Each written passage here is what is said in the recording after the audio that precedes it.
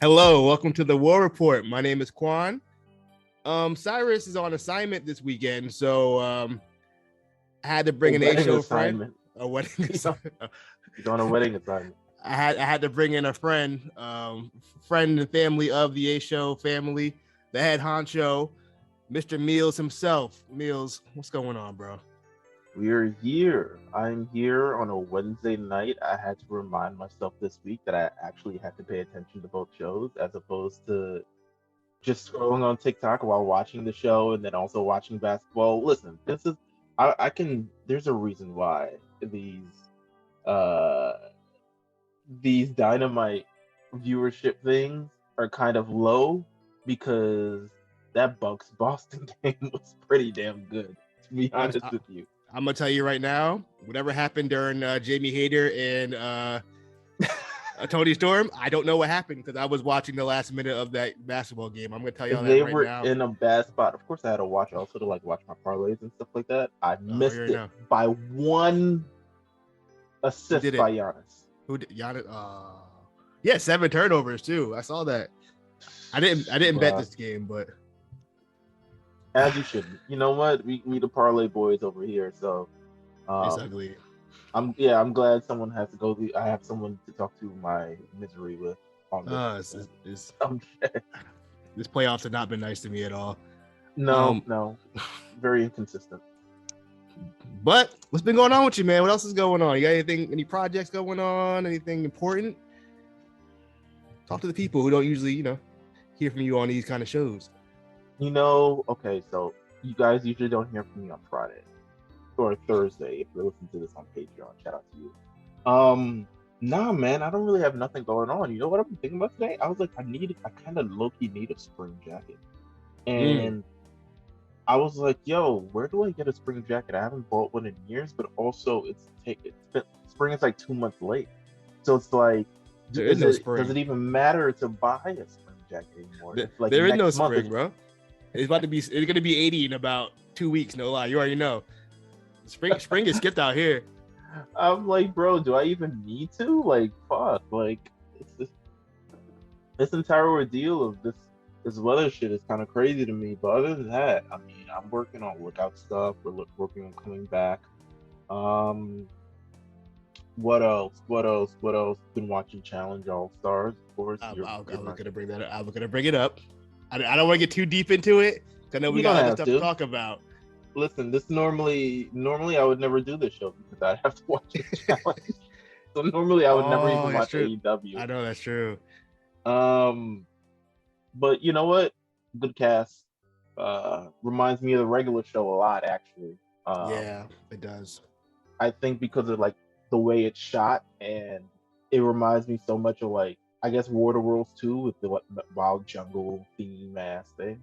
But it's there. It's on Paramount Plus. You can watch it. You can tune into it. So that's been taking up my time today.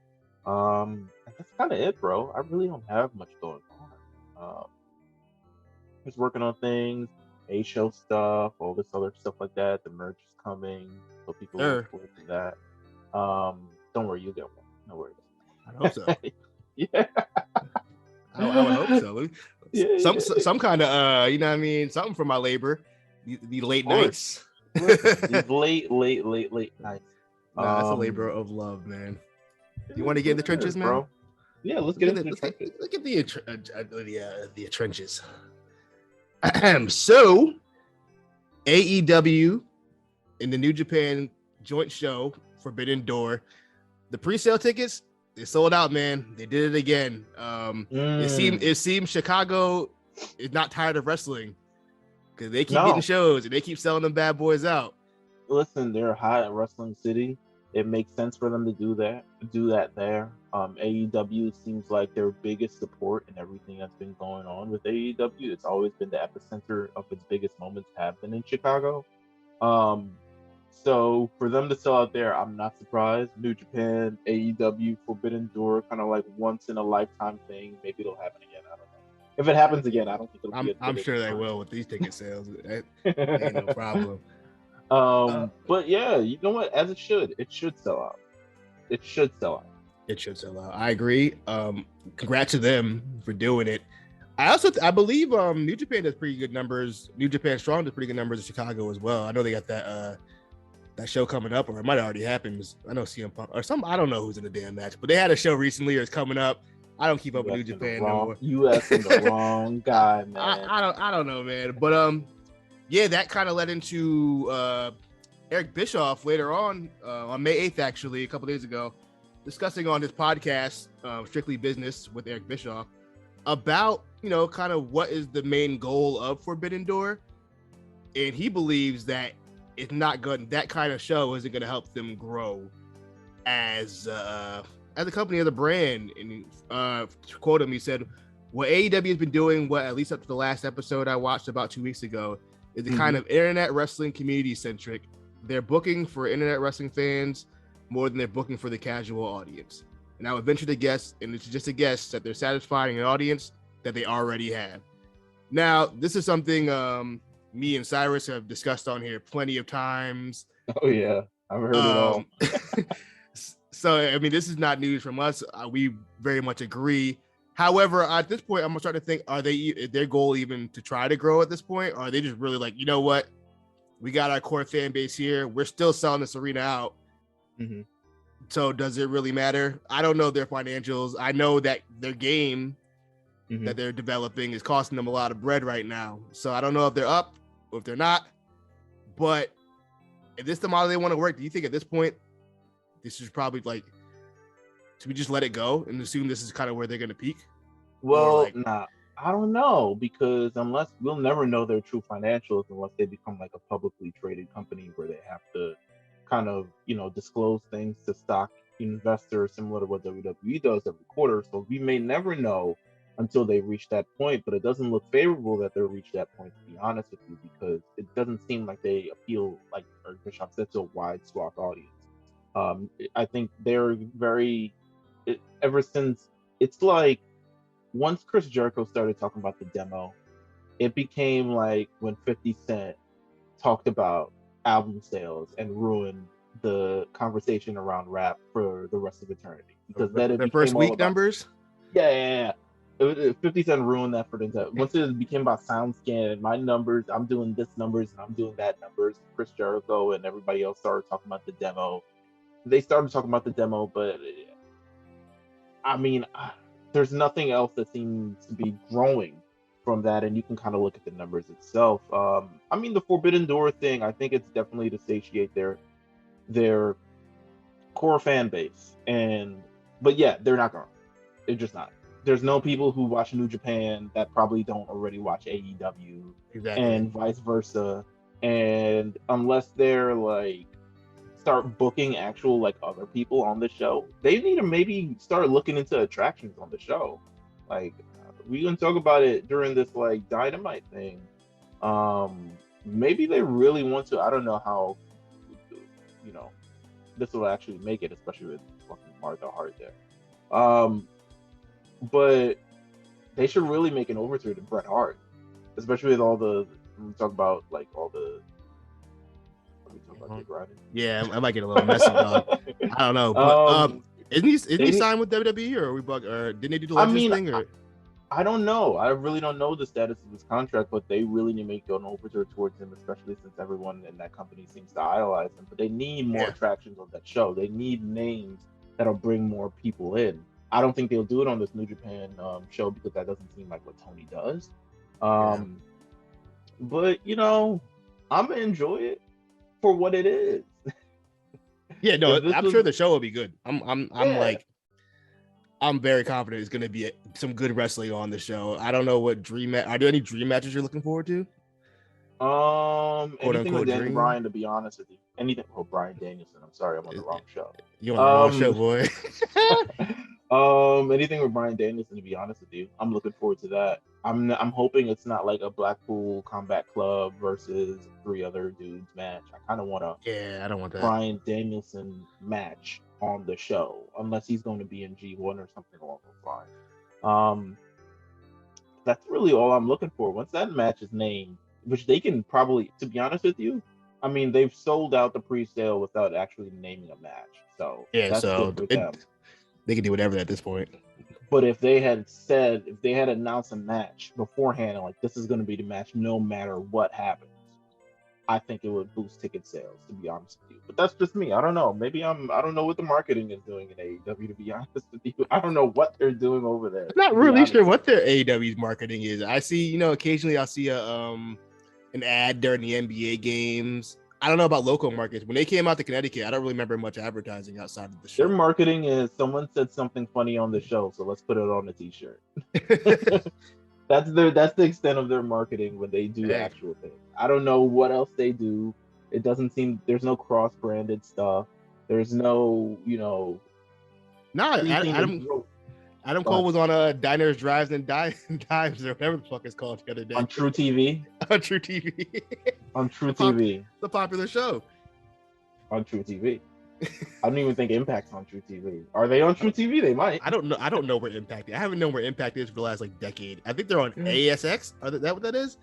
I don't get that. Is that a thing? No, I don't get that either. I don't get it either. Shit. What are they on? I'm trying to look it up now. Actually, I genuinely don't know. I think it's ASX TV or something. Oh, I'm assuming. Listen. When's the last time you watched Impact? Keep it stacked. Ooh, there was a pay-per-view that I watched for the show because I said I was gonna watch it and then I lived up to it. I forgot. It's so long ago. I just remember it had John Morrison on it. Oh yeah, that's deep. That's a couple years ago. So yeah. I haven't watched anything recently, but I hear the show isn't bad. To be honest with you, maybe it's worth a trip to see. Like, yo, what are they doing on the weekly show? No one talks about the show, which is terrible. Nobody does. I'll see when a pay-per-view happens. I see my timeline talk about it a little bit, but yeah, as far as the show, it's like me talking when I'm talking about NXT UK on my timeline because no one else is talking about that except for me. Yeah, no one. It generates no conversation, which is wild to me that a company still runs without anyone knowing what's going on. It might be some like next shit that's going on over there. No, I would when Pretty Deadly debuted, I was shocked people even knew who they were. I was like, okay, this is surprising because I thought they were gonna get like crickets when they came out. But let's keep it moving. This is real quick. Something I saw. AEW Trio Championship. According to I believe Meltzer. Yes, from Meltzer and Alvarez, they claim that there's already been Trio Championships made. Are you excited for this? AEW has a lot of stables right now, a lot of trios teams. It seemed like this was inevitable. I'm always iffy on trios championships and tag team championships because, I guess in theory a trio could also hold both, but I'm always iffy because it's like double the tag division. It's like two divisions of similar. Like, not only now are you having to. Well, you know what? It might get people on the show. They got a lot of guys. That's what I'm thinking. They have a lot of guys, and a lot of people need to get on these shows. Yeah. If they do a trios tag, it's to get a lot of more guys on TV because they're just. But everybody, every schlub is gonna be on the friggin', trios championship wave. Like, it's gonna be trios of shit that we don't even care about. I think honestly, it seems like it's made for. They have a number of trios anyway. They have the Undisputed Elite. They have Blackpool Combat Club. They have Death Triangle. Death Triangle. Dark Order if they want to go that. Kenny. I'm assuming they're waiting for Bucks and Kenny. Exactly what they're waiting for, yeah. So there's a number of, the Hardy Boys, and they can get a third Hardy or something along those lines. But that's what I'm assuming they're waiting for. So maybe Shannon Moore. Does Shannon Moore still wrestle? Where is Shannon Moore? That's a hell of a name. Jesus Christ. Shannon Moore. How long you still watching old SmackDowns or old? Okay, so yeah, I'm doing the 2001 rewatch. I just got to The Rock just came back the week before and he just beat Shane he beat Shane McMahon in the street fight. So we're on the road to SummerSlam. Absolutely. Well, listen. If you want to hear my words about that, all you gotta go back into the Invasion Diaries from last year. Please do. That's a good point. Shannon Moore. I don't know. His Wikipedia is no longer a great source for. He's alive, right? Yeah, he's alive. Okay, I just want to make sure. Yeah, you never know. You never know with that era. Good to see. I'm happy he's still alive. Yeah, that's about it for the trio side. We got to say farewell, happy trails to another NXT Black and Gold standout, our good friend Candice LeRae of the way. Dropping like flies over there, man. Look, she let her contract run out. Black and Gold. she let the contract run out. Surprised they didn't really tack anything on because she missed so much time due to pregnancy. I don't know if that's like legal, if they can do that. I don't know. I don't want to get into that kind of contract law stuff, but like, yeah, man, Candice LeRae, interesting run in NXT. Initially, she was just kind of there, to me at least. She was just kind of just Johnny's wife. And that was kind of it for a while. She's kind of like the mom of the division. To be honest, that was it the entire while. I'm gonna keep it above you. That was it the entire while. And I don't even think it was done on purpose. I think it was just because of how beloved Johnny Gargano was. Yeah, it was one of those situations.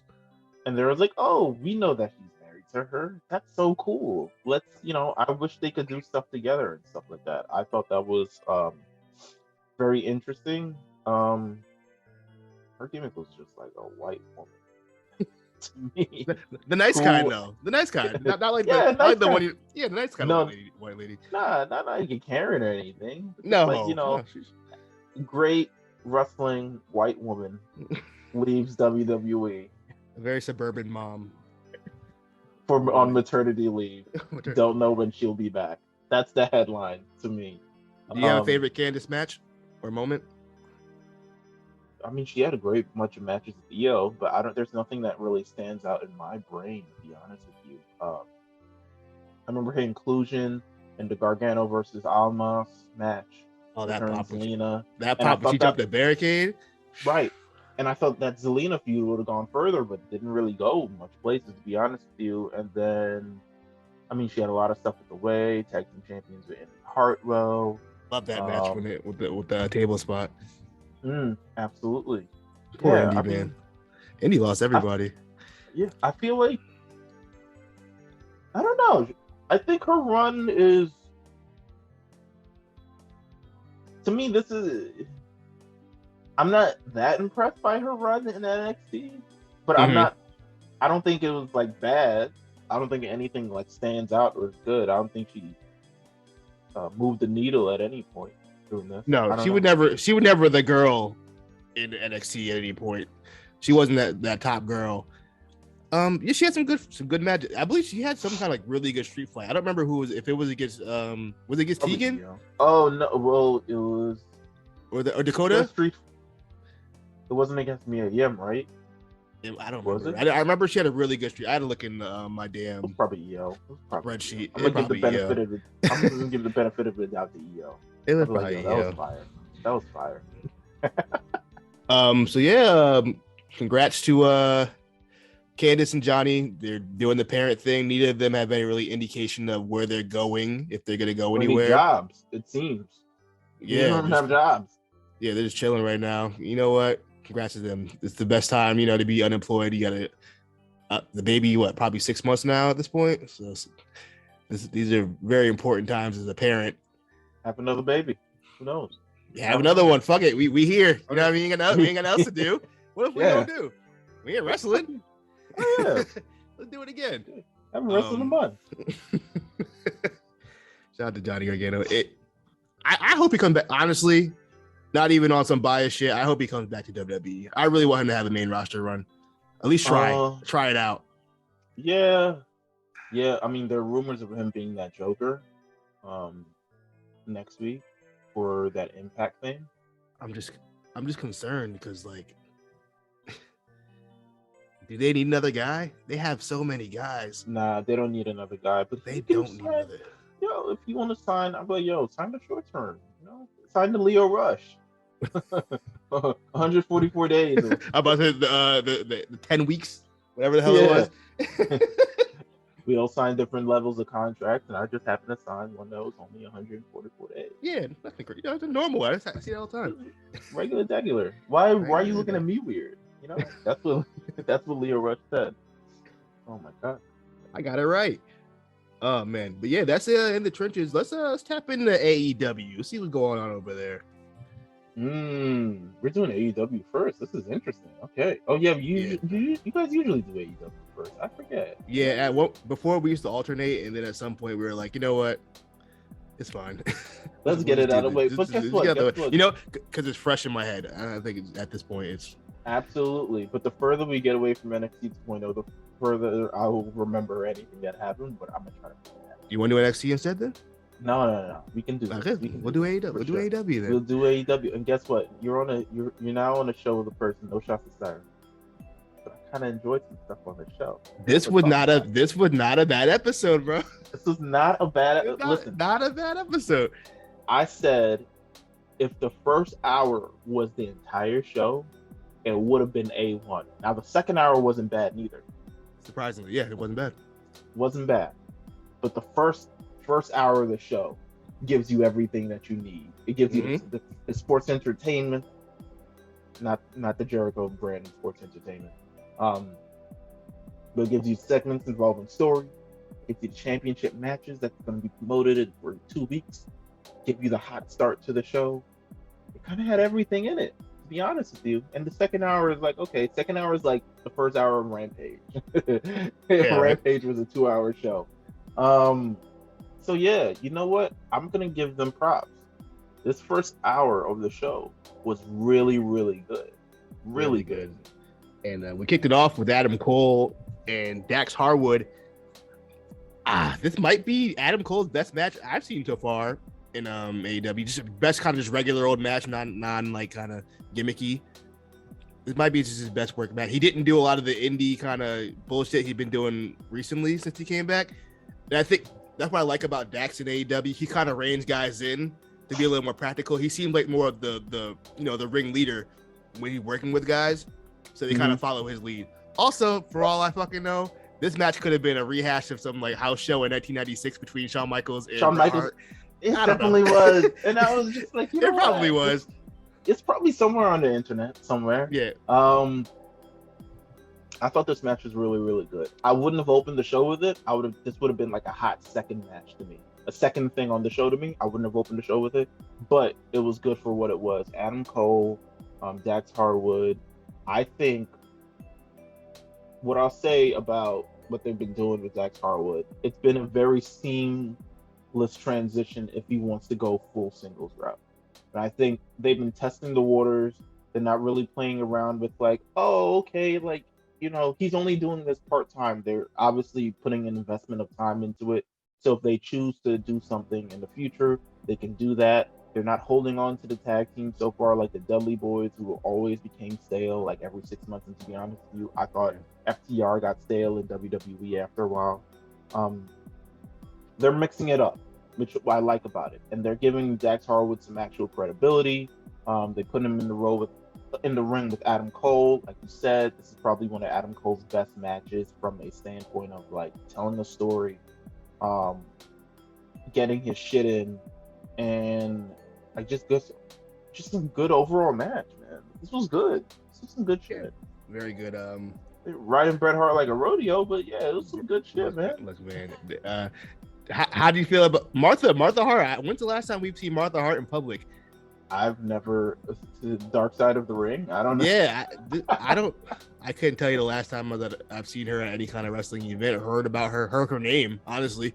So it was good to see her outside. She seemed very like she was like Yeah, when Jamie they panned to her when like Jamie Hayter came out, she couldn't care any less about who this woman was. They could have filmed that hours ago and just included shots of her. No lie. Because she was like very like, I'm here for face, to show only face. I have no interest in watching wrestling, nor have I watched wrestling actively she had no for idea. The last 25 years. She had no idea, and I don't blame her. Yeah, shout out to Martha Hart. Shout out to the whole Hart family. The Hart family was all over these last 2 days, honestly, if we're going to be honest. We'll get into that later on with NXT as well. Ooh, but okay, yeah. Tony Storm versus we might as well get all the Owen Hart stuff out the way. Tony Storm versus Jamie Hayter in a fine match. I don't really have anything to critique on it because, like I said, I was watching the basketball game. So, listen, you have any notes? You have anything? They were in a bad spot with this match. All I remember was, oh, her finisher's a. I was like, that her finisher can't be a power driver, is it? I thought it was like the Storm Zero triple Tiger driver. Yeah, the Tiger driver.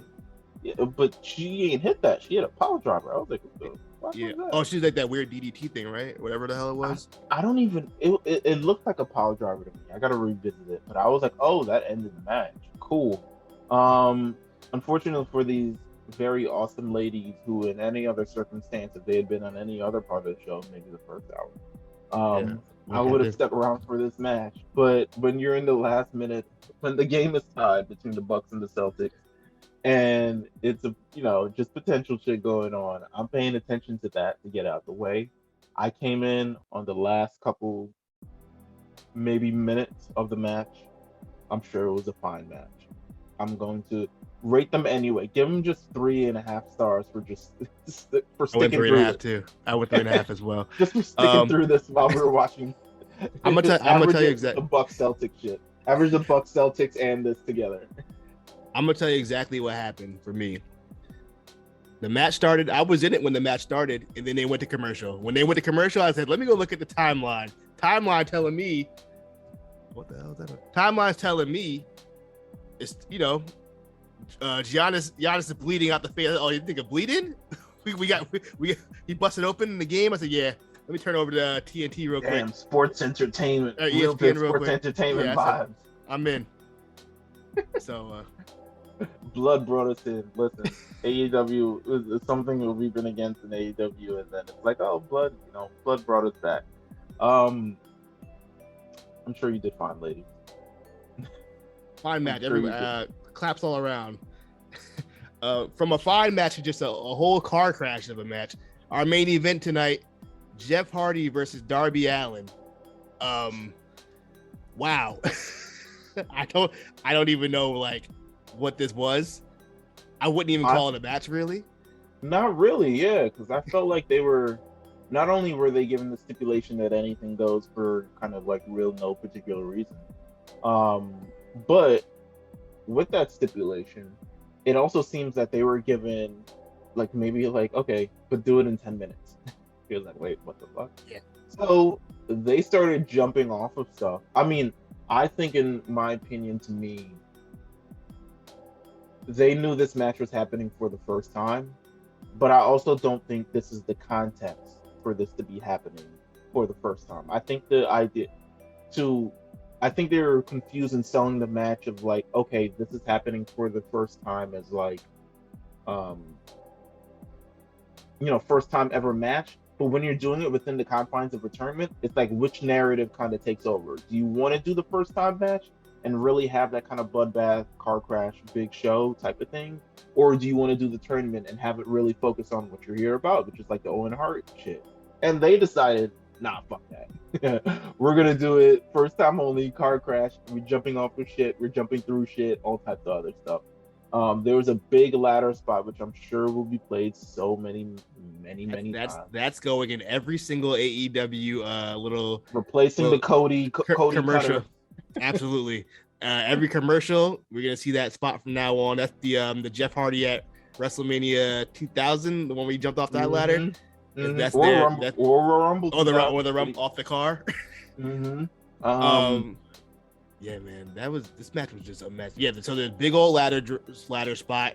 He jumped off a 10,000 foot ladder outside the ring on a layout of chairs that were just conveniently placed there. And Jeff Hardy, I mean, he tried to catch him. His best catch him. To be honest with you, as Norm did I think he would. I honestly think I'm surprised. I mean, I gotta see the injury report on this, because there's no way a man that frail of Darby Allin is able to sustain so much damage that he puts himself through on a weekly basis. Because one, his finisher is the coffin drop, which I'm assuming is just terrible for your back anyway. You're throwing yourself off the top rope without knowing where and seeing where you're going, and you're just going back first, which to me is a terrible idea, considering how much your back actually stabilizes. And I'm sure your normal co-host would have something to say about backs and back injuries and all types of other stuff. I'm sure Cyrus watching this shit and cringing and just I could never. But other than, I mean, it gave the people in the audience, or in Long Island rather, which is a place I don't frequent at all. It gave those people something to cheer about and something to go home that's kind of happy. Well, maybe not even go home because it's probably Rampage after this. Yeah, Rampage after. But I mean, yeah, it's just spot after spot, jumping after jump, spine after spine. Jeff Hardy don't need to do that. I mean, y'all Jeff Hardy, Darby don't need to podcast. do that. Jeff definitely don't need to do this. That swanton off the outside to the stairs. They like that little stair spot. They've been doing that a lot lately. Yeah, it's kind of it's rough. It's rough looking. I'm not sure how much it is to actually take it, but it's rough looking. Yeah, because it's hollow, so it doesn't seem like it would hurt that bad. I'm sure, like, if you landed on it wrong, then it would probably hurt. But I feel like it's more of one of those things where, like, it looks way worse than what it actually is. Yeah, maybe. But still, I wouldn't do it. Yeah, I wouldn't do that shit at all. Nah. The Sting jumps from the front. The Sting will never jump on his back ever. I don't. And that's why at 65 he's able to jump off of things today. You know what I'm saying? Yeah. Last time he landed on his back, it was a problem. his bump card's still good for somehow. But yeah, Darby. At some point, Tony Khan had to say, "Hey, man, you can't do that. If that's one of my 4 pillars, you can't do stuff like that. I'm sorry, you can't. Not on no damn chair. It's not gonna happen until he's like life-threatening injury. In my opinion. This is like him and him and Sammy. It's because they're young dudes. I think they're in their brain, like, yeah, we can still do this. We'll be fine. But, like, maybe it's my old guy brain where I'm just like, yo, there's too many variables of what can go wrong. I'm investing in you. Right. I got money on you right now. I can't have you doing shit like this. It's not safe. I don't know. Maybe I'm being maybe I'm being like one of those kind of worrying guys. But no. You're not. Because I remember watching the Stone Cold Steve Austin Cody Rhodes thing, and not that this was a point that I had heard before, but they said that their primes usually, when you're in between the 35, maybe like 40 something range, that's usually like your wrestling prime. You kind of understand the limits of your body, but also mentally you can kind of figure all these things out. These people won't reach. I mean, I don't know how old Darby Allin is. Darby's 29. I literally just looked it up. He's 29. Yeah, he could not. It's potential that he doesn't even reach there. I mean, Jeff Hardy, by all means, is great, but like Jeff Hardy should be telling him, like, listen, I went through that, so hopefully you ain't got to go through that. To be honest, you ain't lying. Like, it is what it is. They want me to roll up. It's very ironic. the only wrestling move that was actually done in the whole match. But yeah, that was the match. It's basically 3 spots. It's the ladder spot, it's the swanton, it's the coffin drop miss, and then that's pretty much it. Time to go home. Like the big spots, this is the match for you. We can hop into, let's see what else happened. Oh, CM Punk versus John Silver. John Silver was in his hometown of Long Island. A lot of Long Island boys over at AEW. I didn't realize that till this show. There was like 4 or 5 on the card today. I don't really remember much of the match. Half of it was in picture in picture. Punk came out in. Oh, go ahead. No. Go ahead, because I want to talk about this. Yeah, Punk came out in an Islanders jersey. I'm not very well versed in hockey. I don't know how much you know about hockey, but the jersey he was wearing, this is from Robbie Barstow. He said, for non-hockey fans, dude left his team, Trevante, whatever the guy's name was, that was drafted, and he was like beloved captain, because a local restaurant called Borelli's wouldn't give him free chicken parm wings, and he went back to Canada. And that's the reason why he left the team. So I guess that was a sore spot for the Long Island crowd. Yeah. I mean, shit, man. Hospitality. Where does it even happen anymore? Especially in Long Island. I'm not. No offense to my people from Long Island who listen to this, but no. CM Punk being hated by Long Island and it being a recurring thing now, it's kind of weird because Long Island's not really even like a place. It's not its own city. It's like a section of New York. It's like off to the side of New York. Wow, damn, I'm really getting into Long Island shit. Go ahead, man. Get it off. But it's not really like you're not gonna be there. It's not a big wrestling town, right? Like it's Barclays is over there, Madison Square Garden's to the right. I guess AEW, they're a lot more Queens, Long Island based, so I guess that's the strength of like the New York City tri-state area that they can kind of reach. But it's to be hated by Long Island. I was like, what? This is a thing? I was like, all right, whatever. I guess the MJF feud, meant something to them. But yeah, it was weird. They tried to do like the Bizarro World type of thing with Punk and Long Island. But it's very interesting because last week John Silver, which is also like against a Long Island guy. So it's interesting because last week Hangman had such a kind of heelish kind of promo. I won't say heelish, but it was definitely a lot more edge to it. And if someone were to take it as a heel or like a slow burn to heel, I wouldn't even, I wouldn't argue it. How do you feel? So what do you think about this program? Kind of like watching this over the last number of weeks, because I have thoughts on this Adam Cole versus Hangman Page. No, not Adam Cole. Sorry. CM Punk versus Hangman Page program. Oh man, the thing with Hangman is he kind of felt like second fiddle in every feud he's been in so far, besides the Lance Archer one. So it's really tough for me to get like invested in him, and I'm just really afraid when it comes down to that time when they have to have that one-on-one promo battle, it's not going to go too good for him. I'm a little concerned for my guy. I don't think that's I don't think that's what's going to go bad for him. I think if he wins this match in Chicago, it's probably going to go bad for him. I think he's looking very funny in the light next to a couple of these people that he's put next to. I think he compares a lot more to, let's say, I would say, an Adam Cole or something, because they're similar, or he's, like you said, bigger than, what's my man's name? The disgusting white guy with the braids. Archer. Lance Archer. But when you're in the ring with like superstars, you know what I'm saying? Sorry not to use a WWE term, but like these guys, you don't even mean it like that. You mean superstar like actual superstar, like legit a superstar. Yeah. Like, you know what I mean? Big names. Yeah. He is dwarfed immediately, and I think the people are already starting to like look at him a little bit funny and look at this reign a little bit funny. I don't know if it's about him so much as it's looking at this reign a little bit funny. I'm still under the impression. I'm still going to go about this. I think he's going to win this match. It's going to be weird him winning this match in Chicago. But I think he's going to win this match. And I think they've been getting super uber aggressive. I think CM Punk should start trending a lot more towards the heel side, to be honest with you. You think? You think so? Because my thing is, he's not going to get booed though. He don't even get booed in like regular towns. When he goes to Chicago, I think he can get booed. No, he's not going to get booed in Chicago. But that's a fact. That's a fact. I'm saying after this match, this match in Chicago, I think he should trend more towards the heel side.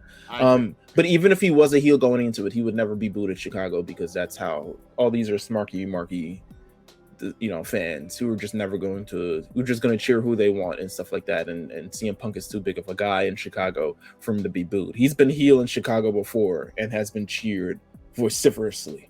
What I'm saying? The biggest cheer in like the last decade of wrestling. Yeah, absolutely. Longest sustained cheer. Yeah, for sure. So it'll be interesting to see how this goes. I don't think they're setting up. I think it's interesting that Adam Page isn't having these matches too. It seems like CM Punk more has to prove himself against this champion or something along those lines. That's why he's going against these Long John Silver. That's why he's going against Dax Harwood. That's why he's going against a lot of these guys. But you don't see necessarily the work being put in to sustain the championship reign or credit, make it a lot more credible on Adam Page's side, other than these big, massive matches. And maybe it's because he's injured. I don't know. Maybe he's hurt. Maybe something along those lines. I haven't seen him actively in competition, and I think he should be more active in competition, especially as the champion on the show. Yeah, I feel like if you're the champion on the show and you're a face, you can't really do the not wrestle only once a month type of deal. You kind of have to, you got to be on TV because there's weeks where he's not even on the show, or he might just have like a little backstage vignette real quick for 30 seconds. That's your main champion. He got to be on the show, man. And I'm he looking concerned. Funny in the light. He looking funny in the light. I'm looking a little concerned. We'll see. We'll see where it goes. I'm a little concerned about the damn one-on-one promo battle they're gonna have because he might get embarrassed, but maybe that's I don't think so. Punk doesn't have the bite that he had before, in my opinion. He doesn't have that bite he had before. I'll be honest with you. He could wipe the floor with him, but I don't think he wants to do that to young talent, to be honest with you. I don't think he wants to completely maim them and drag them across the floor like he would, because it's easy to say that if he even says that he's a ridiculous champion and his reign is full of shit, everyone's going to believe it and everyone's going to point it out. So I don't even think he wants to do that to jeopardize the reign and the program that they're building just to get a cheap pop from the crowd. I think he's smarter than that at this point in his wrestling career. That's definitely an MJF thing, who would do it anyway. Like he did in the segment anyway. But it's not a CM Punk thing, because I think he looks at, not only does he look at himself, he looks at his competitor as well. So I don't think he's gonna, when he have that promo thing, I don't think it's going to have the bite as it could. It'll definitely have something, he might sink his teeth in something, but I don't think it's gonna have the bite that it could. We'll see. We got a couple more weeks before we get to Double or Nothing. Speaking of MJF and Wardlow promo, middle of the show, Wardlow get the usual kind of no music entrance with the handcuffs. They got the please boo sign on the Titantron, not Titantron, the screen. Is it Titantron no matter where we go at this point? Is that like one of those words? No, probably like a forbidden screen or some shit like that. I don't know. What the fuck? I don't know. They don't call it that there. No. Well, on the forbidden screen, we please boo Wardlow. Wardlow comes out, obviously the boos because they are in Long Island, in the hometown of MJF. So we get that. Honestly, MJF comes out. This is one of his better promos. I thought this was really good. I thought he had great control of the crowd. The crowd was eating out the palm of his hand. He was damn near the Rock out there. If we're gonna keep it a stack, they were riding with him all the way, because if you've been watching the last month, Wardlow's definitely been like the super duper over guy. And if this was your first week watching AEW and that's what you saw, you would think MJF is like the biggest baby face in the damn company. The way that crowd was reacting, it was cool. It kind of got to the point. My thing that I'm a little concerned with MJF is becoming kind of repetitive. The whole you have to go through the gauntlet thing. I know that's kind of this thing. That's the Bobby Heenan type of deal. Yeah. But we can only run that. How many times are you going to do this over and over until the point where it gets kind of like, okay, what are we doing here? I'm surprised just on the length of this feud, because it's extending from the last pay-per-view that they've had to this one. So I'm very surprised that they've been able to kind of like pace this. I mean, pace this is, it is what it is, but Wardlow's still hot, which is good. Extremely hot. Even though he does the same thing every week, he just beats up whatever security guard there. But the people love it. So I'm not even mad at them doing it, because the people love it so much. Do I think we could do some different stuff? Hell yeah. But I think this is the typical format for the MJF feud, and I would like to see my thing about this happens after this match happens and what happens to Wardlow. That's my thing.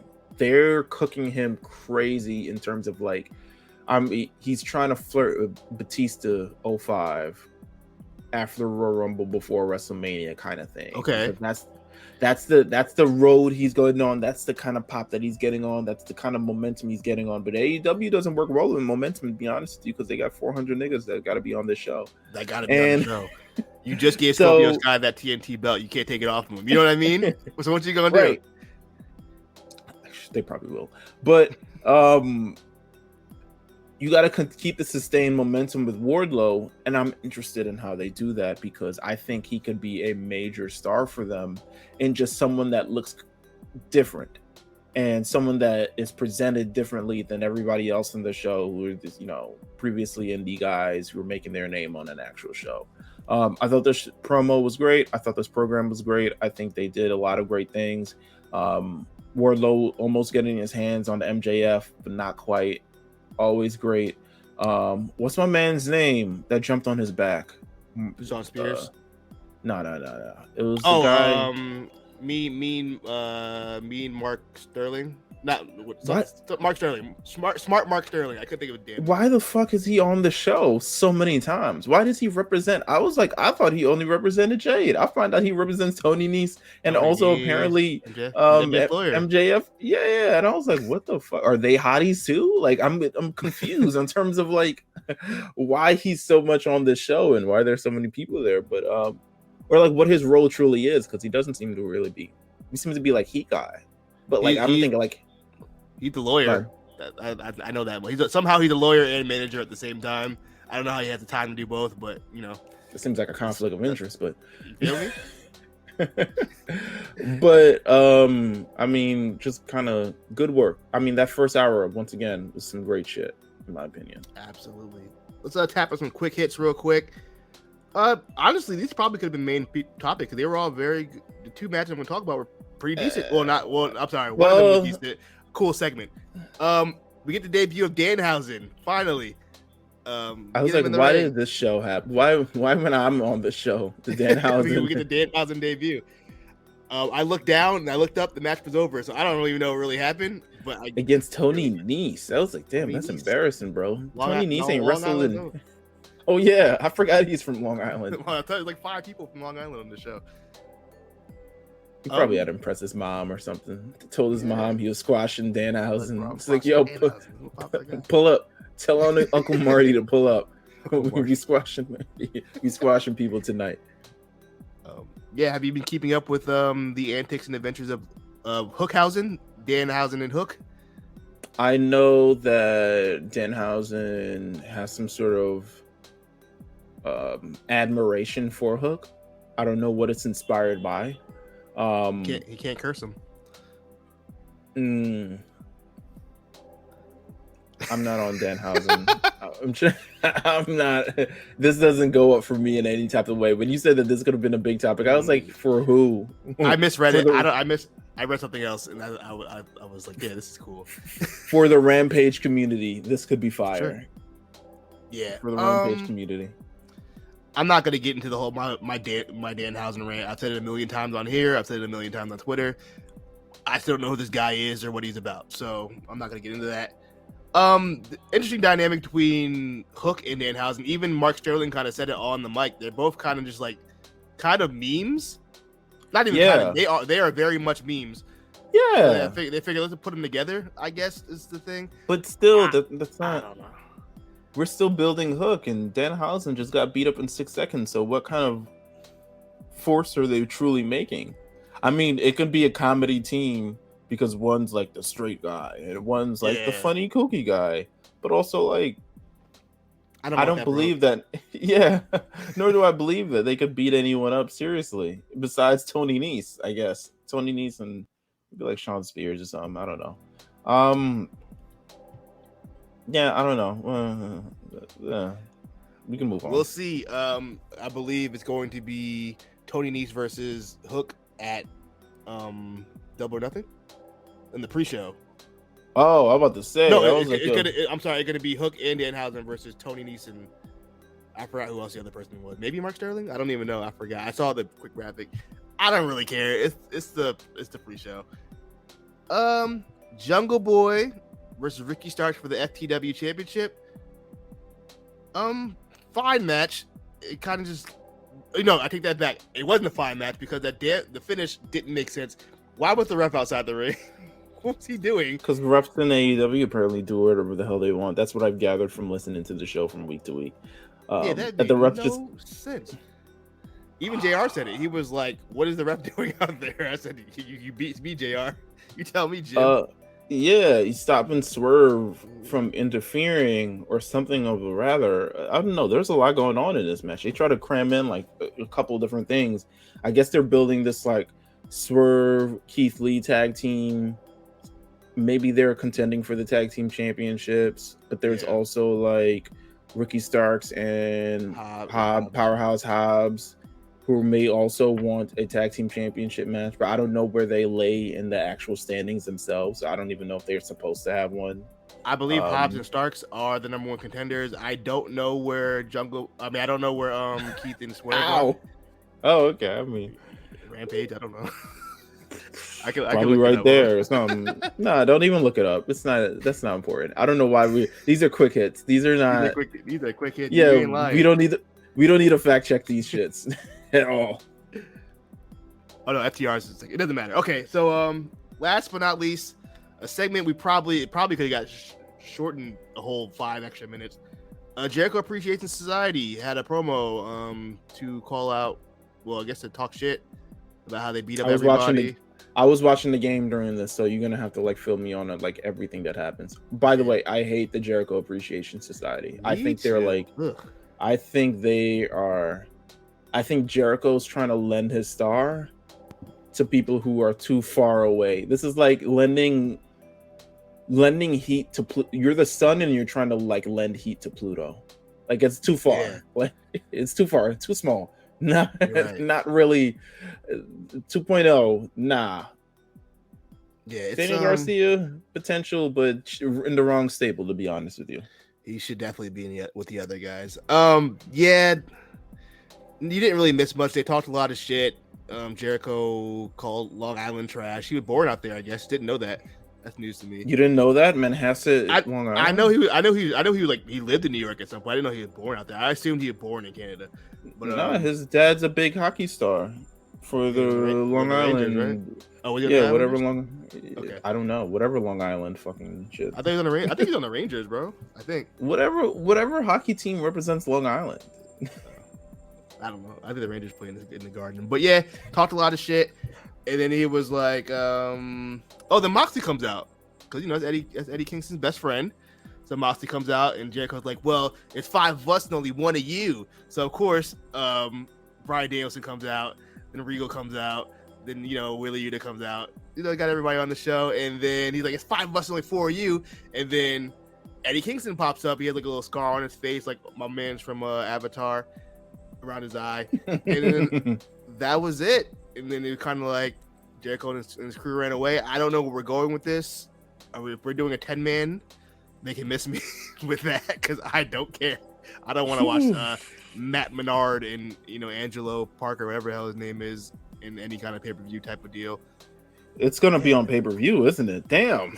You know what's crazy? They've been doing a lot of 10-man matches on Dark. I think they're testing it out to see how it works.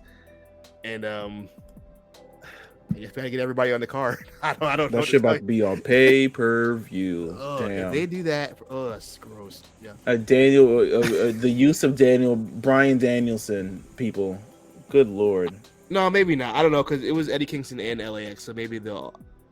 I don't know. But yeah, that was AEW. Honestly, decent episode. I was not. No point was I really bored.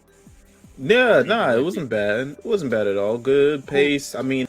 The show is built around matches. I think they need a couple more things to break up the monotony, a couple more segments. They need to spread, like I said, they need to change shit around in the show to make people want to stick around. Because after the first hour, the second hour is literally just like a sprint of matches and shit that you probably can see, further elaborated or further fleshed out on Rampage. All these things scream like this feud started on Rampage. This feud is going to end on Rampage. We'll see you on Rampage. All this other stuff like that. So, yeah, I don't know. Second hour, whatever. All right. Well, let's get into NXT 2.0. It's a ladies' night, and I feel all right. Let me tell you something. First of all, big flex for NXT to be able to have a women's show, a women's-centered show, and it didn't feel forced. So shout out to them. They've really worked on that women's division. I don't think they did they build it as like ladies' night? Not necessarily. There was like one like kind of like little. I don't know if it was like a little TV ad or it was a tweet where they said it's about the ladies' night, and that was pretty much it. But besides that, it wasn't really like anything like heavy. Like, hey guys, the women's show. You know what I mean? Yeah, It because wasn't I one feel of like those. if they did that, they probably would have turned away a couple of people, which is kind of sad. But at the end of the day, it's like they probably would have turned away a couple of people. But again, a lot of women representation on this show. I'm here for it. I like a lot of it. I don't like some of it. But hey, we're all working towards. Let me ask you this, because we're going to talk about the breakout tournament here, right? Breakout tournament. They announced the field, or they showed the field, by the way. Yep. Of these 8 ladies who were going to participate in this, they showed the field.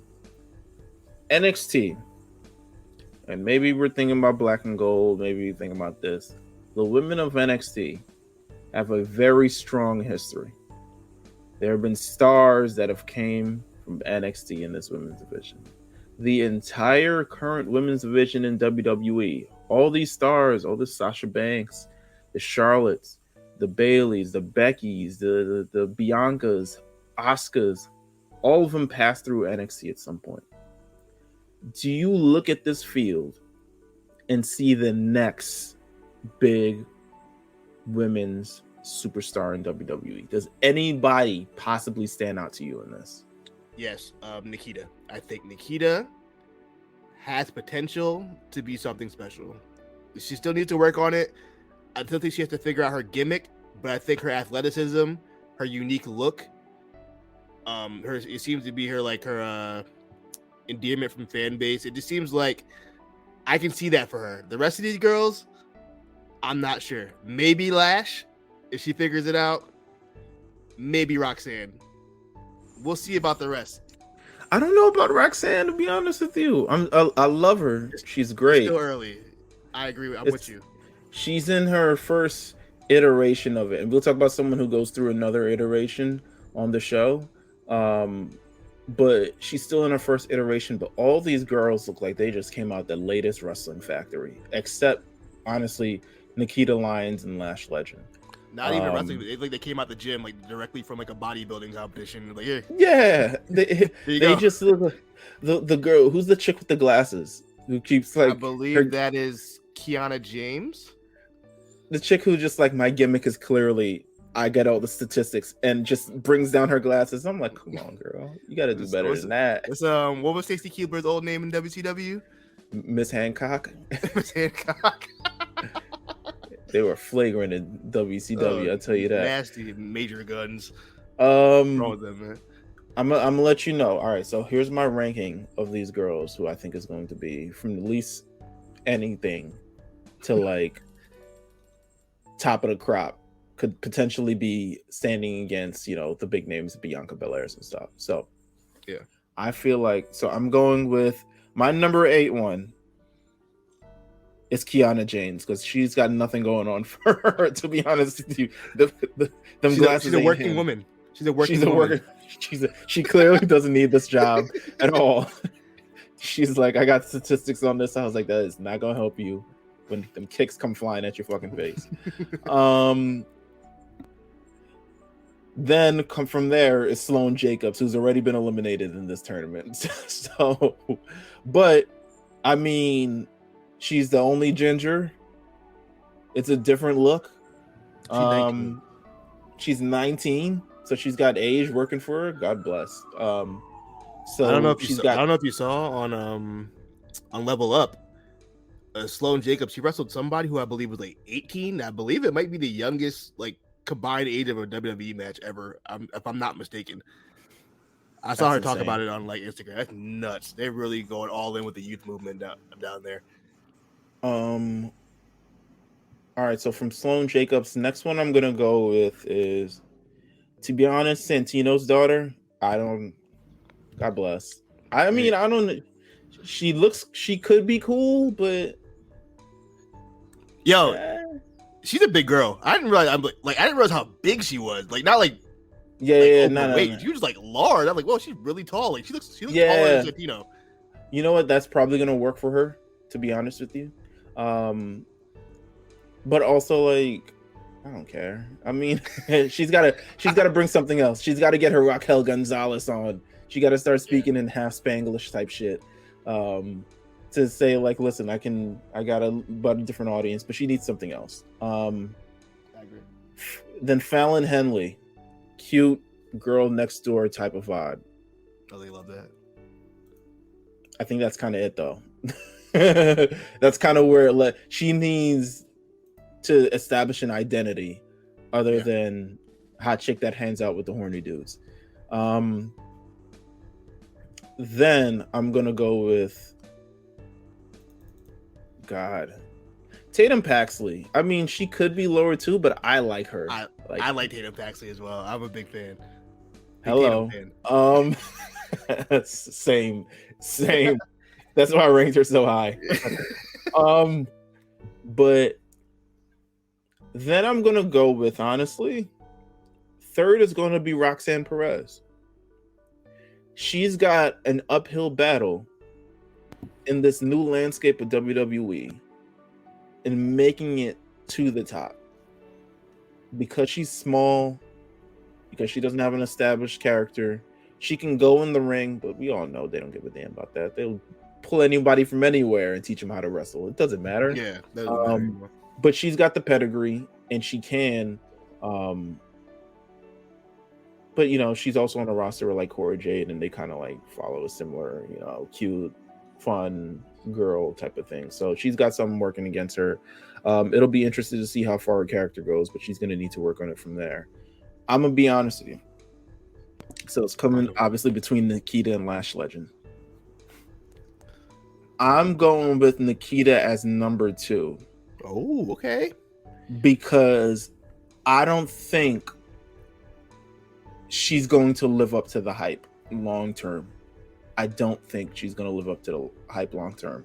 I think Lash Legend, because she's seen as kind of like below her or not as popular as her, has more drive and more things to work towards, which ultimately I think is going to make her into the better rounded character, She's going to hone in our craft a little bit more. I think Nikita Lyons is being given quite a bit. Don't get me wrong, she's good, but I think Lash is going to be the one who works for it a lot more, which is why I think she's probably going to come out of this, to me, the crop of WWE, these girls in this breakout tournament, as the biggest star in it, in my opinion, because she's got a lot going on for her, and I think she has a little bit more range than Nikita, to be honest. Nikita doesn't have a character. I don't think she has a character kind of built. She's just kind of like hot karate chick. Yeah, like that's exactly where I'm at. At this point, Lash already came in established with a character. We know who Lash is. We still don't really know who Nikita is. And I think they are investing in Lash. They have. But she's cool. She got an if factor too. There's something about 100%. Nikita that's like people are like, yo, that's kind of cool. We've never seen anybody really that looks like her before. Like even her body type, and even if they do have like bigger girls out there, they usually work like more of a power style, like they like a Nia Jax or like a Doudrop. Well, even like Doudrop's kind of, I don't know, but also she's kind of like smaller than them, so I don't even know. She's like in between. It's weird. But yeah, it's obvious she's an athlete. You know what I mean? So. Yeah.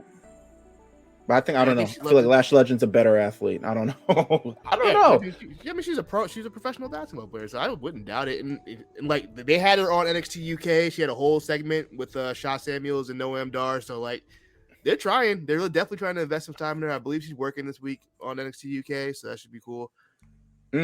I think, but yeah, I'm with you. I mean, honestly, you could say it's a 1A, 1B with these two girls. They both are lacking very much in places, but where they lack, they have that kind of that it factor or that look with them, and I think we can really do something. You can really do something with that, but they need some work. You know what I mean? They definitely need some work.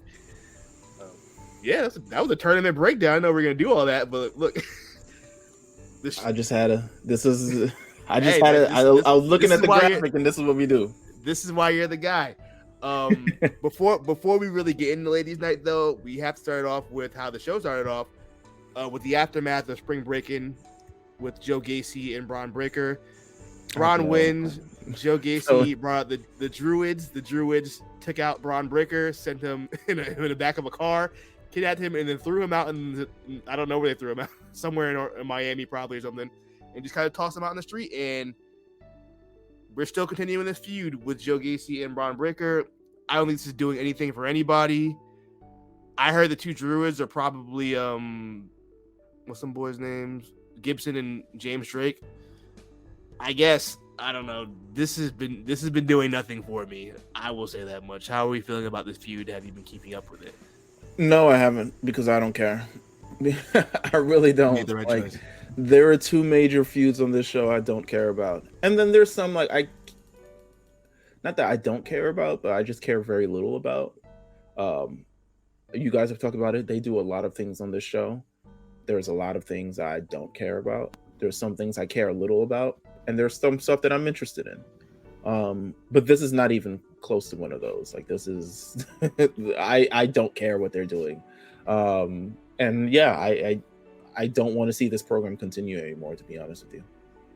Yeah, please wrap this up. I don't even know where either of these guys go after this, unless we've been kind of predicting we don't see my man Braun in NXT much longer. I don't really see the point after say SummerSlam. It might be time to just call him up. What else is really for him to do? I don't know. I feel like you need. I don't know. I wouldn't say that right yet. I still think we're going to throw him into the water. I don't know. There's something. I feel like there's still something missing. I feel like he's still. I agree with that. I mean, to be honest with you, I don't know. Austin Theory's up there, so it is what it is. They can do it. That's what I'm saying. I don't think he's going to be in NXT much longer. I hope that doesn't mean Joe Gacy's the NXT champion, because I don't like where his character has gone at all. It's completely done a complete 180, whatever the hell they started off with, and went straight to spooky guy. And if there's one thing I'm very over, it's crazy girl and spooky guy. I don't care for either of those. It came out of nowhere. When did he get druids? Why does he have druids? What is this? It feels very like great value Bray Wyatt-ish. Yeah. And I wasn't really big on Bray Wyatt, so this is like WWE likes to do this kind of character a lot, but that was the 80s when we could be fooled about random shit, and you can get some like neat special effects. You can have like blood drip out of Undertaker's head and shit like that. Yeah, from under his hat. Yeah, I don't care about this shit now. It's 2022. We got bigger problems. Well, that's it for the men, because like I said before, it's a ladies' night. After that, we go into the show. Wendy Chu and her cousin Roxanne, because they look like they could be cousins, have a tag team championship with Toxic Attraction. They don't look alike. They look no, they don't. Yes, they do. No, they look alike. Wendy's Asian and Roxanne. I understand the racial differences. I'm saying they look alike. I know they're racist. All right. I'm just saying they look kind of alike. No, they don't. But go off. They do. Anyway, maybe it's similar makeup. Whatever. Maybe it's the makeup. I don't know. It's fine. Toxic Attraction defend their tag team championship against Wendy Chu and Roxanne Perez. Toxic Attraction wins. I think it was Justin in Discord said they Toxic Attraction getting booked like the NWO, and at this point he might be right, because them girls do not lose for nothing. Which is fine. To a degree. I don't think Wendy and Roxanne are the people to lose to be honest. No, with you. I agree with you on that. But then also, I don't know who else they lose to, because it doesn't seem like they want to put it on Katana and Casey. So, who I wouldn't put it on neither, in my opinion. I wouldn't put those belts on those girls neither, in my opinion. Why? Because they're getting called up, or you just don't think they're that good to be holding the tag belts? I don't think this team is working. Like, they've been a team for mad long. Very long time. And I don't think people care that much about what they're doing. I think they need to break up that team, to be honest with you, because in my opinion, it's doing nothing for either of them except getting them on the show. But yeah, I don't care. Like, look at Roxanne just got here 4 weeks ago and she got a tag team title match. So, like, god damn. Sorry, Memphis is beating the shit out of Golden. Yeah, I saw that. I was looking at it earlier. They get stomped. All right, well, yeah. Maybe niggas is like, all right, let's pull them out. They get stomped. Speaking of getting stomped, Roxanne gets stomped out at the end. I mean, Wendy Chu gets stomped out at the end. I'm sorry. So I guess we're gonna do Wendy versus Mandy at I believe In Your House is coming up. So What do we do here? Lord. I guess. Does Mandy win this? I guess he kind of. Do we want Wendy Chu to be the? Yeah, I don't know if Wendy Chu is like NXT Women's Championship kind of like. I don't know if that gimmick. Because it's not like it's a Bailey. But here's the thing. So they announced this women's breakout tournament bracket, and I'm waiting for the women. I mean, they do get a title shot against anybody that they want. So I'm assuming whoever wins this match is going to get whatever. Their next thing is probably like what, Great American Bash or something. After In Your House, yeah, probably like Great American Bash. Oh wait, where's In Your House? In Your House is, I'm assuming, next month. I don't think they specified. Let me see if they did. They might have. I believe it was in June last year, right? I thought I don't know. I don't remember. NXT date revealed. I got it. It's date revealed. I should, where's my glasses? June 4th. Isn't something else happening that weekend? Or am I bugging? Nah. That's a Saturday. No, isn't Hell in a Cell June 5th? Is it? I believe it's that weekend. It is that weekend. Yeah. I know. Yeah. All right, cool. I wonder if they're gonna do it in. Is it? There had not been a location announced for this show. They might as well just do it before do it in the arena. In Chicago. It's Chicago. I think they can get away with it in Chicago. You get it with Wendy Chu versus Mandy Rose in Chicago. You're bugging. I know. I'm not saying not the main event, the damn show. I'm just saying I don't. What else are you gonna do? I think they would get booed out the building in Chicago. I think you need to. I think you need to Natalia or something. Yeah, there's no body who represents. I think it's probably going to be.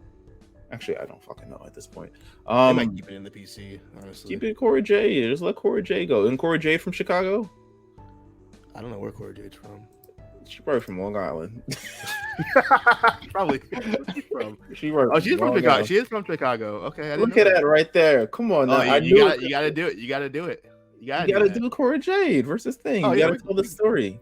Oh, we can get that then. Okay, so maybe they'll do Mandy get out the way, and then Corey Jade come to save her or something. I don't know. Something like that. Yeah. Listen, you got Corey Jade, Roxanne, and with Roxanne and Wendy as backup, and you got against Toxic Attraction as our backup against Mandy. So I think you got some special forces in here, so you might be good. You might be onto something. Let's tap into the breakout tournament. Neither of these matches were really, anything to write home about. We had Fallon Henley versus Sloane Jacobs. Who won that? Fallon won the match. Do you remember anything that even happened? No, I sure don't. I don't even remember what her finisher was. I don't remember nothing about this match. I should go online and look at this. It's probably a Shining Wizard. It was probably a Shining Wizard. I feel like it was a Shining Wizard. It was the Overdrive. Remember to get that everybody? I legit think it was a Shining Wizard. I legit think it was. And then Nikita versus Amari. Nah, Nikita versus she faced Amari Miller in this tournament. Amari ain't in this damn tournament. She didn't wrestle. No. Oh, Alba Fire wrestled. You know what I did? I messed up when I wrote the damn. Yeah, you messed up because I was like, I was waiting for the Alba Fire. Let's talk about Alba Fire because let's talk about Alba Fire. I forgot to put it on here, but I love the presentation. The people warmed up to her, pun intended. They were quick to chant Alba Fire. They were ready. They embraced the name change. They embraced the new look, the new gimmick. The presentation. I thought the presentation was fantastic. I think the last couple of guys they really brought in, the presentation of them, they've done a really good job. I thought Nathan Frazier's last week was really cool. I think Alba Fire's interest this week was really cool. So I like where they're going.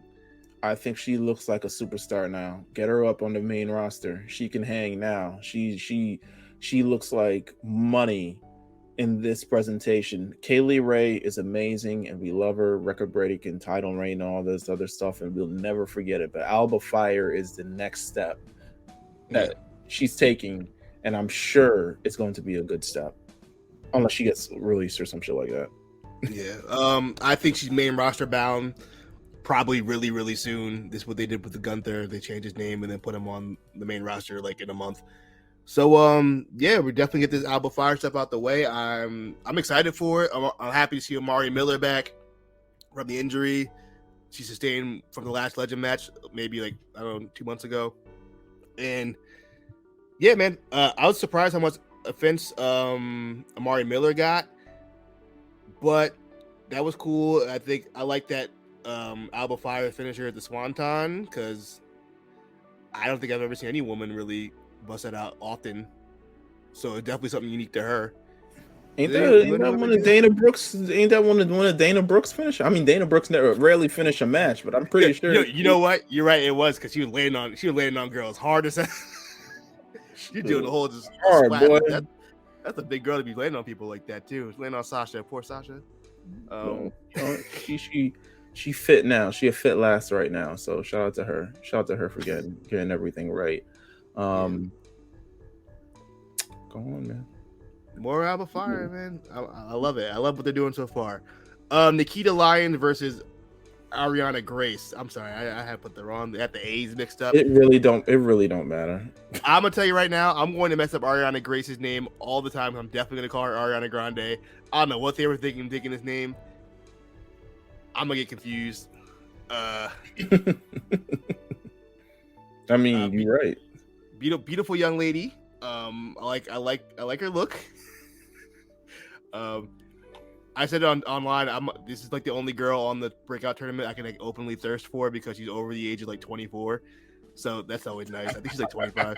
I'm not like y'all nasty people online thirsting over Roxanne. She's like 17 years old. But yeah, that match was a match. It was definitely a showcase for Tatum. Like I think she's 24 or 25, so she's cool too. All right, good. Nikita's only 22, which I didn't realize she was that young. I thought she was a little older than that. She look a little older. Look, nah, I'm not gonna say like 22. She like a young. You think so? Yeah, she moved her. I've never seen her in a regular outfit. I gotta see like her in a regular fit. Nah, you don't want to see that, bro. Not to say that it's bad, but goddamn. Goddamn. Let me stop objectifying these women, man. This ladies' night. Natalya, come Cora on, man. Jade. You know how to get cheeks on this. Natalya versus Cora Jade in our main event. Ember Moon's on this show. None of that. Woo! Nah, I'm bugging. I'm sorry I came with that energy on your show. No, it's fine. It's fine. It's late night. You know what I mean? This is one of these. You know what I mean? Let it fly. Natalya versus Cora Jade in our main event. Good match. I think this is the best showing I've seen from Cora Jade. And that's what happens when you have such a ring leader, a ring general like Natalya. As much as we joke on her, she can work, and she's really good with working with younger, players. I feel like they told Natalya go home at like 10:03, and she was like, "Nah, we getting our shit in." We get our shit in another 5 minutes because they were kicking out of shit. They were doing all types of extra stuff. Really great match, really great main event. Once again, Cora Jade, I think she had her moment at the War Games match that kind of like really introduced her to people as that next kind of star, and this is helping sustain that. She's gonna be good wherever she goes. To be honest with you, I'm gonna keep it a buck. I thought Sasha Banks was gonna interfere because she took a picture. She posted that picture. But I think Sasha should be over there all the time anyway, though. I think she just threw that picture up there just to throw it up. That would be hard. I thought she would have came out because they got the tag team championship match on Friday. So I thought she would have come out, a little cross promotion, cross branded thing. But still, nonetheless, she passes out from the sharpshooter. Great moment. Gets the Stone Cold finish.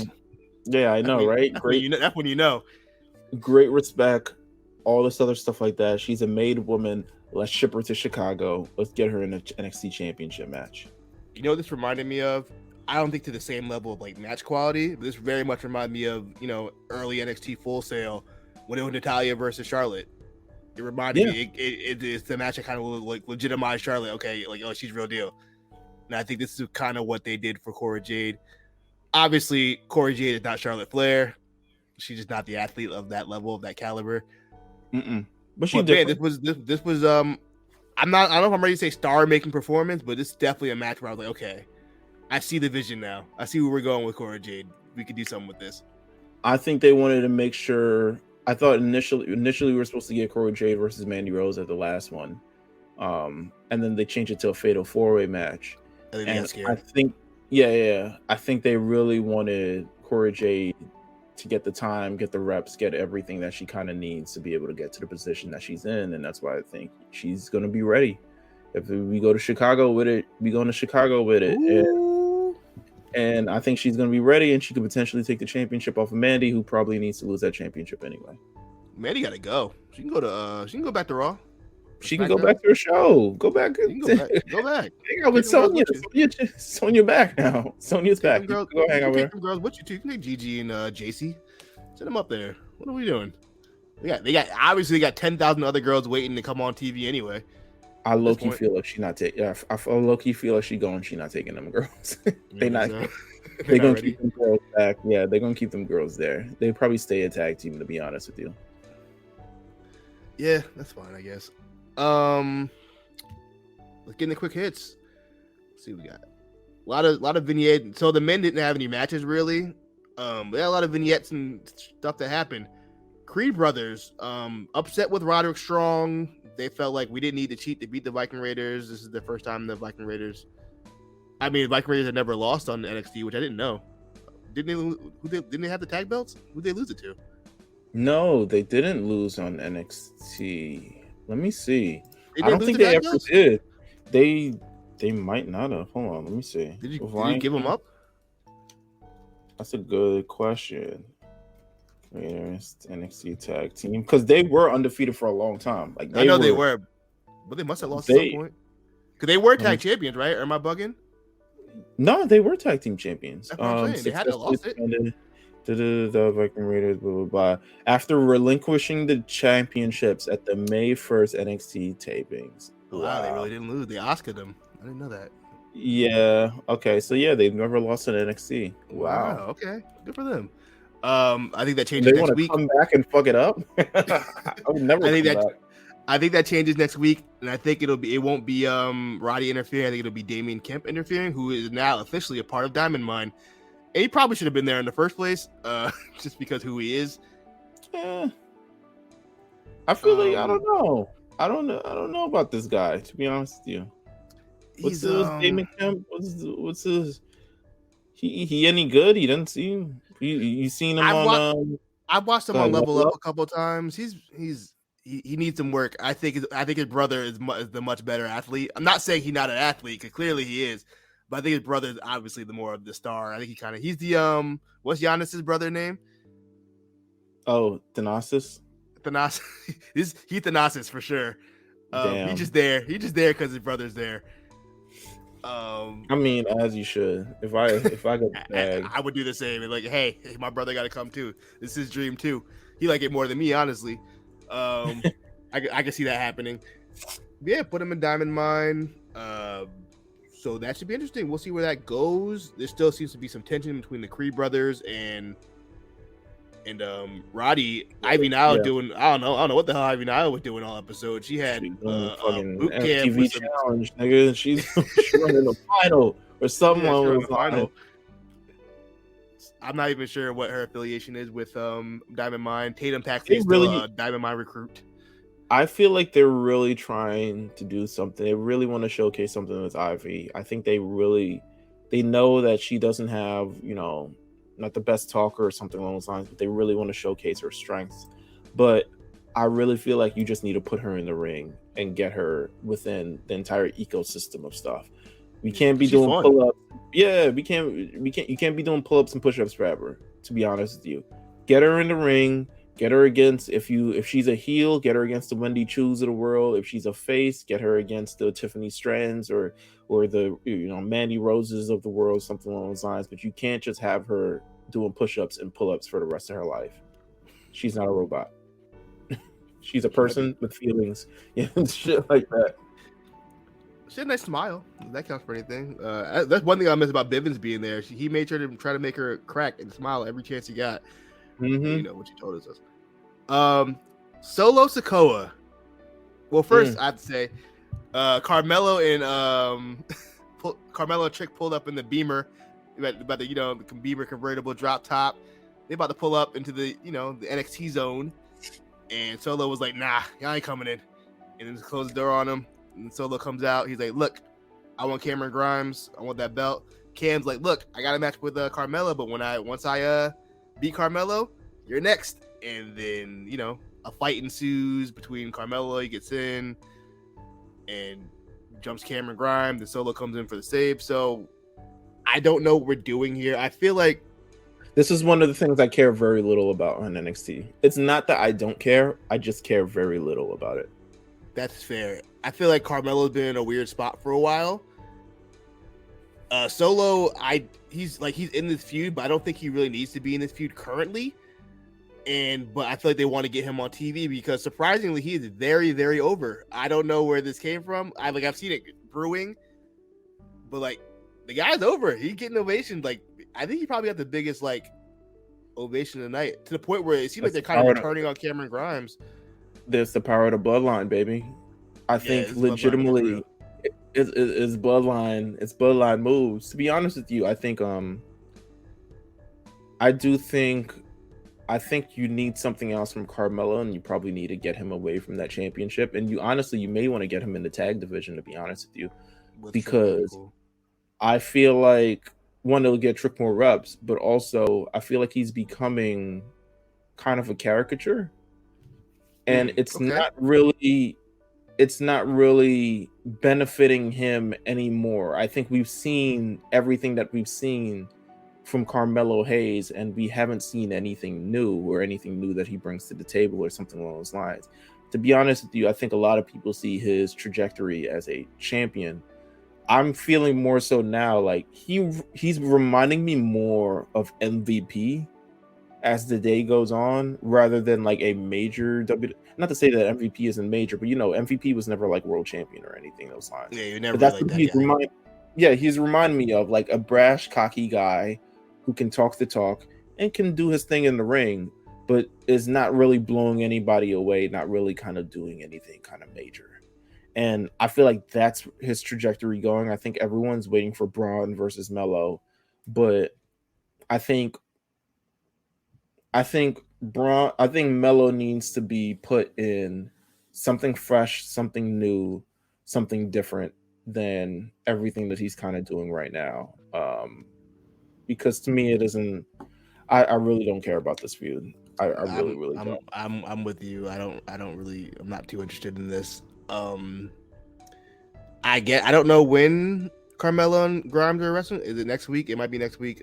I might be wrong. I don't even know. But they're having their match soon, so we'll see. I'm gonna guess Carmelo wins this. Grimes wins this, and then Carmelo finally moves on to something else. I like your idea about the tag team. I think that'd be fun. Just, you know, you can hide, you know, tricks weaknesses. Yeah, and then I also think you can play around if you want to do a little face thing with them, because Pretty Deadly's, you know, the champions and stuff like that. If you want to play them as little face and play up a lot more Trick and all this other stuff like that, you can go that route. I think there's several ways to go about it, but I don't think it would be any insult to him of him going another route. I think it just. You look at the NXT guys like Johnny Gargano and Tommaso Ciampa and all these other guys who've been able to fit in different slots. You want to be able to do that with Carmelo and not really be like this one trick guy who just talks a lot of shit and wears fancy clothes. So, you know, I would like to see Carmelo do a little more comedy. I think he might be a funny guy. I feel like he needs to break out his shell a little bit more. Yeah. I think he's holding on to this idea of a character too much, and I think it doesn't lend him any ability to kind of like play around with his environment or play around with like either vulnerability or all this other stuff like that. He's kind of really stuck onto this like macho real character. He takes himself very seriously. Yeah, he takes himself very, very seriously. Yeah, and he even showed it like in the interview we had with him. It felt like he takes this very serious. This is not a game to him, and which is I understand. I totally understand that, but I think you need to peel back a little layers and let people experience different sides of you. That's what I think he needs to do. Yep, I'm right there with you. We have a little Carmelo breakdown. Legado del Fantasma. Don't care about that neither. I guess Tony and the boys. You know, we're not interested in this. Great cinematography, great visuals, great attempt at something. But if no one's actually going to die, this is not a mob feud, because this is just people playing Italians and people playing the cartel. Someone will have to die. That is my thing about this feud. If no one dies, I don't care about this feud. I don't want to see Tony kill AJ Galante.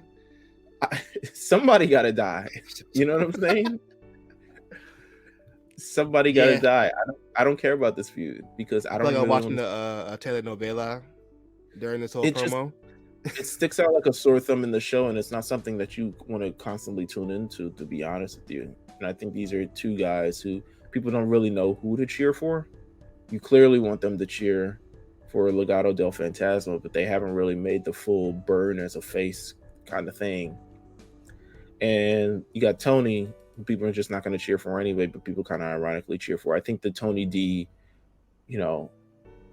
memification run era thing is over. I agree. I'm with you on that. And yeah, we need something new. I don't know how Tony D fits on the main roster, to be honest with you, either. He could end up being like Elias. Remember how Elias was? No one really cared about him on NXT, and then he got in the main roster, and somehow like it worked way better on the main roster. I kind of feel like Tony D might be one of those guys where like it kind of works here, but it's really gonna work when he's on Raw doing a fucking comedy segment or something. You might be right. Yeah.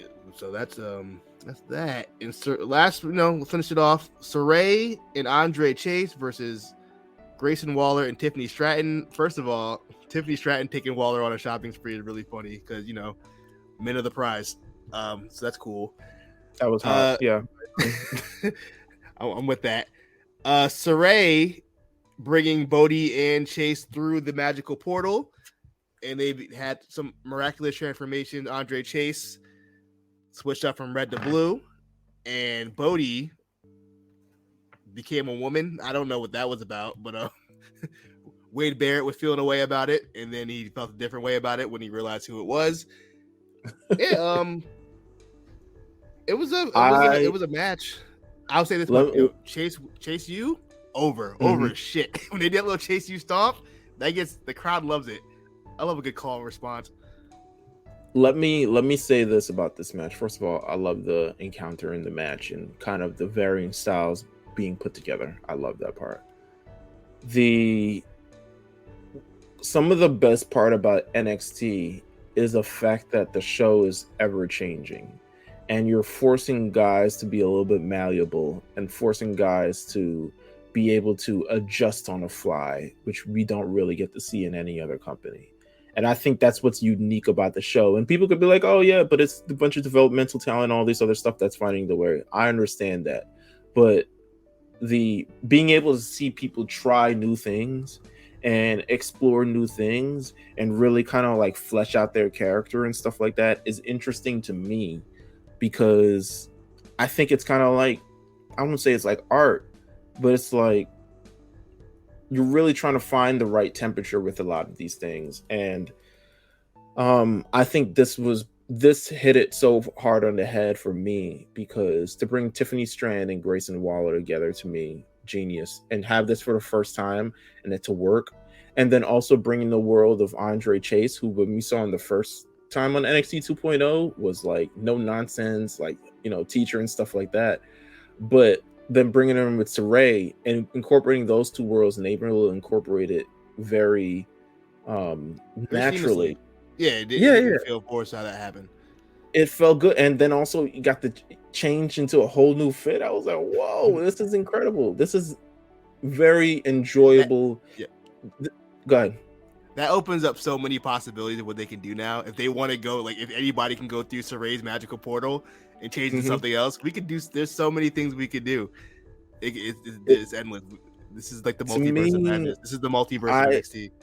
I guess this is the more enjoyable part of pro wrestling to me, in a show where people take themselves seriously, where there's mob hits on people, where there is young, angsty champions who want to get, fight other people, where there's scary, pseudo scary guys going for world championships and stuff like that.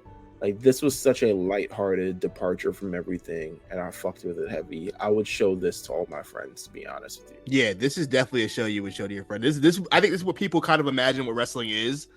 or like the wrestling they grew up on when they were a kid.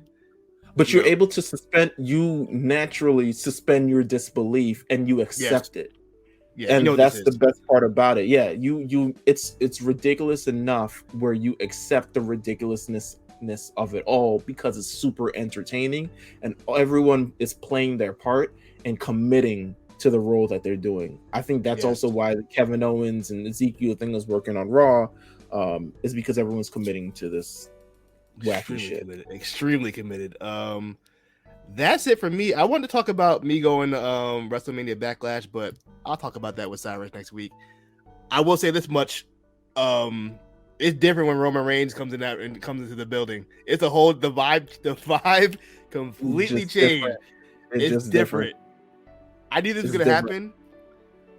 I never see Undertaker in his prime. I'm sure it was the same thing when Undertaker really came in. The only time I ever seen Undertaker live, he was on the motorcycle, so it didn't count. But like, that's what it feels like. Like when they say the arena, really like the whole energy just changed. I said, this is insane.